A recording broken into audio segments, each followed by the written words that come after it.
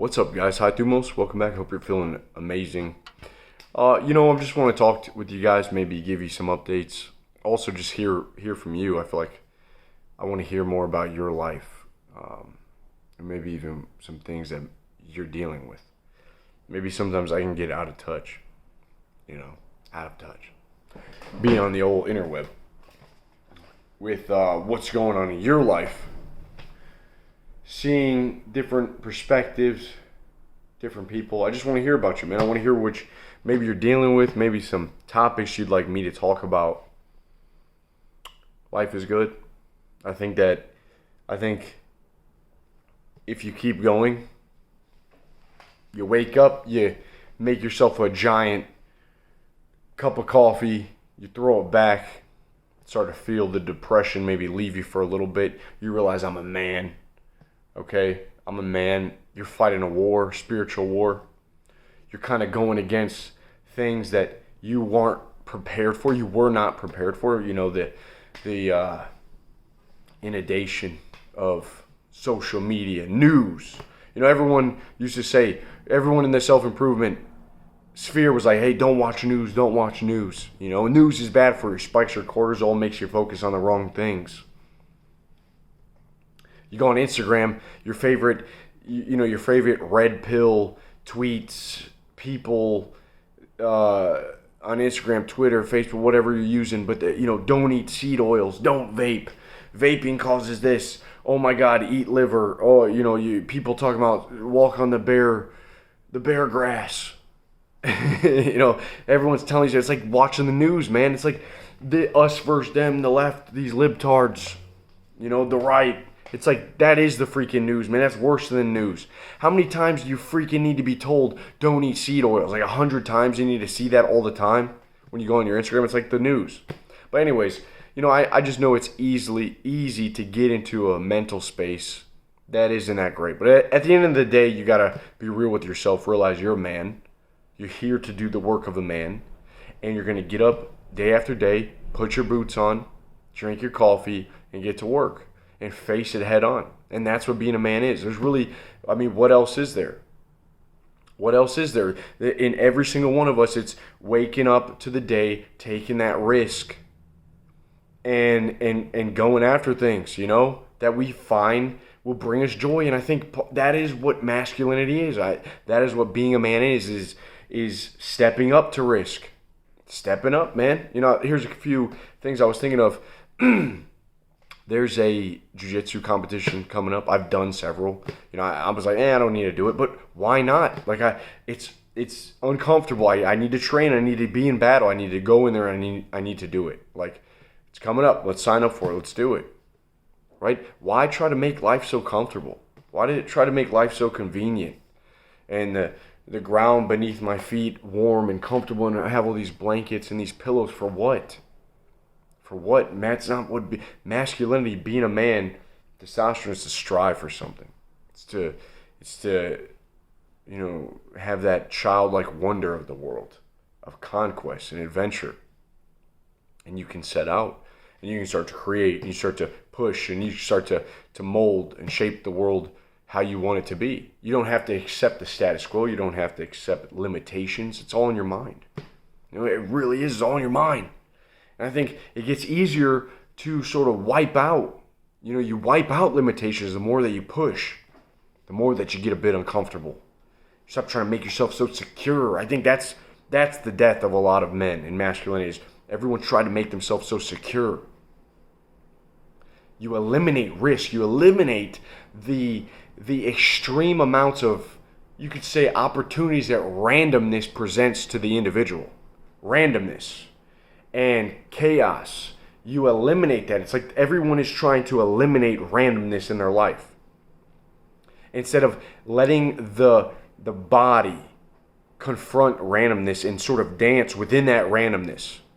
I really think there's something to that. And so you become very risk adverse. You become very comfortable and secure, and you get your 9-to-5 job and you go to work and you stop pushing. You try to do everything that you can. You set up everything so that you don't have to face the randomness and the potential swings. This flux, this wave of life. You sort of try to ride that through, just being on still waters all the time.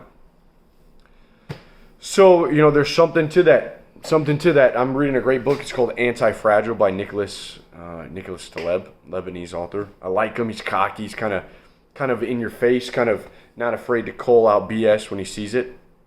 I like his humor. I think it's a great book. I'm gonna make it the book of the month in the men's group. Antifragile. And that's what it is. Becoming. There's no word for something that is, the antithesis to being fragile. Like, what is the opposite? There is no word in the dictionary. There's robust. There's resilient, but that is not something that gains from disorder. That's not something that gains from chaos and randomness and things happening. That, are you fragile or are you anti-fragile? Do you gain from that chaos? I think it's a very cool thing to think about. And I recommend you read this book. I'm listening to it now. I've been going on long walks, like 5-mile walks a day. You go on a long walk, your head's just clear. You're zinging. You got the sun, sweet baby rays coming down on you. You're feeling great. And things start to make sense. And you start to get new ideas. And this idea of why do we try to eliminate that randomness has really started to come in. And I'm trying to embrace. I'm trying to think about it. So, one thing I was saying is you will not regret. Let me just tell you guys this: if you're going through shit, keep going. All right, life will continue to take dumps on your head. You realize life is this conveyor belt, and it just keeps taking dumps on your head. But that's okay, because there's a lot of joy in between dumps, and you'll find that when you look back, you'll be happy. You'll be happy at your old self. You'll be happy at the actions of your older self. As cliche as that sounds, you will if you get up in the morning, you do what's in front of you. Okay? You embrace what you need to do. You do the work. You push against the comfort. Maybe you try to learn something new, or you set out you do something that forces you to be a little bit stressed, and you grow from that stress, this hormesis, this strengthening.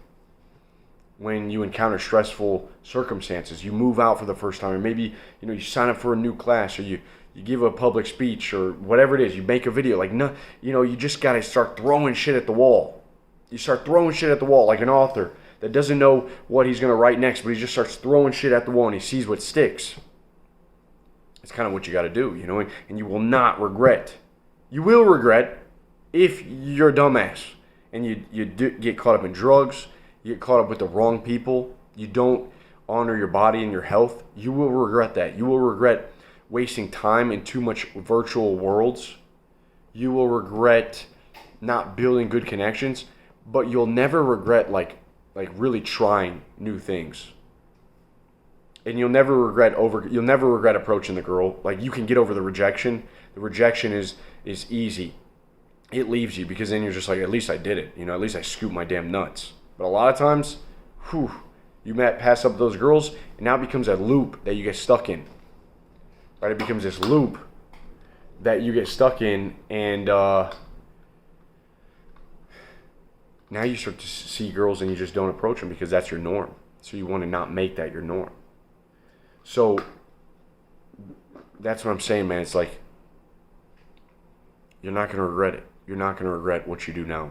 You're going to thank yourself for going through that shit, for continuing to get up, from trying new things, from creating, from talking to your buddies about, making money, about making your life better, chasing some sort of, breaking out of the system. That's what else are you going to do? You want to be free. You want to do something maybe you enjoy doing that provides you resources and income.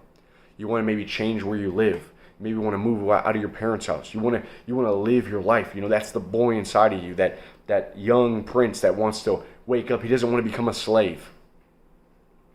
And are you going gently into that night, or are you kind of raging against it, man? Are you doing something with your life that is fulfilling, And maybe you're going to school and you're learning some great skills, and you're helping people out, and that's great. And what else? You can bring it further.